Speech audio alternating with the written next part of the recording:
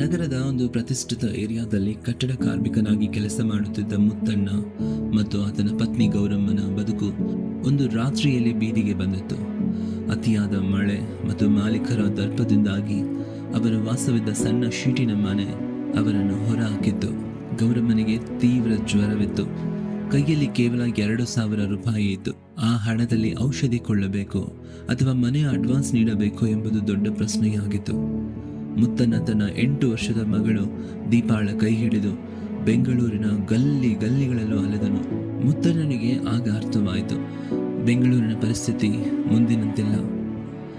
ಅನೇಕ ಮನೆಗಳನ್ನು ಹತ್ತು ಹೇಳಿದನು, ಅನೇಕ ಬಾಗಿಲುಗಳನ್ನು ತಟ್ಟಿದನು. ಆದರೆ ಅವನಿಗೆ ಸಿಕ್ಕದು ಬರೀ ತಿರಸ್ಕಾರಗಳೇ.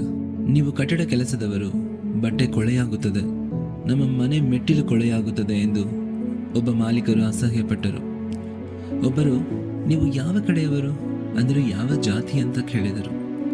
ಒಂದು ಕಡೆ 5,000 ಬಾಡಿಗೆ ಕೊಟ್ಟರು 3 ಜನಕ್ಕೆ ಮನೆ ಕೊಡಲ್ಲ ಕಣ್ರಿ, ಇದನ್ನು ಛತ್ರನ ಅಂದರು. ಒಂದು ಕಡೆ ಅಡ್ವಾನ್ಸ್ ಕೈಯಲ್ಲಾಗದಷ್ಟು ಎತ್ತರಕ್ಕಿತ್ತು. ಕೆಲವೆಡೆ ಅವರ ಆರ್ಥಿಕ ಮಟ್ಟವನ್ನು ಹೊರನೋಟದಲ್ಲೇ ಗಣಿಸಿ ಮನೆಯೆಲ್ಲ ಏನೂ ಇಲ್ಲ ಅಂದರು.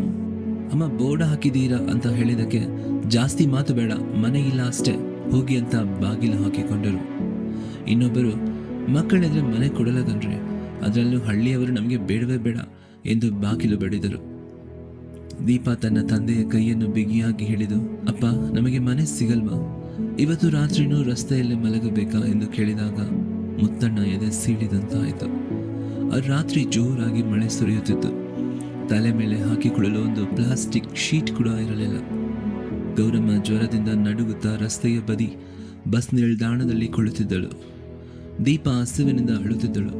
ಮುತ್ತಣ್ಣ ಹತ್ತಿರದ ಹೋಟೆಲ್ಗೆ ಹೋಗಿ ಒಂದು ಇಡ್ಲಿ ತರಲು ಹೋದಾಗ ಹಣ ಸಾಕಾಗದ ಅಲ್ಲಿನ ಕೆಲಸಗಾರನಿಂದ ಬೈಗಳು ಬೇರೆ ತಿನ್ನಬೇಕಾಯಿತು.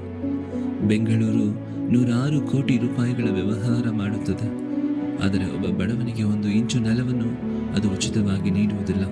ಬೆಳಗ್ಗೆಯಾದಾಗ ಮುತ್ತಣ್ಣ ಒಂದು ನಿರ್ಧಾರಕ್ಕೆ ಬಂದಿದ್ದ. ನಗರದ ಈ ಅಬ್ಬರ, ಈ ಅಡ್ವಾನ್ಸ್ ಹಾವಳಿ, ಈ ಅವಮಾನಗಳು ಸಾಕು ಎಂದು ಮೌನವಾಗಿ ಅತ್ತನು.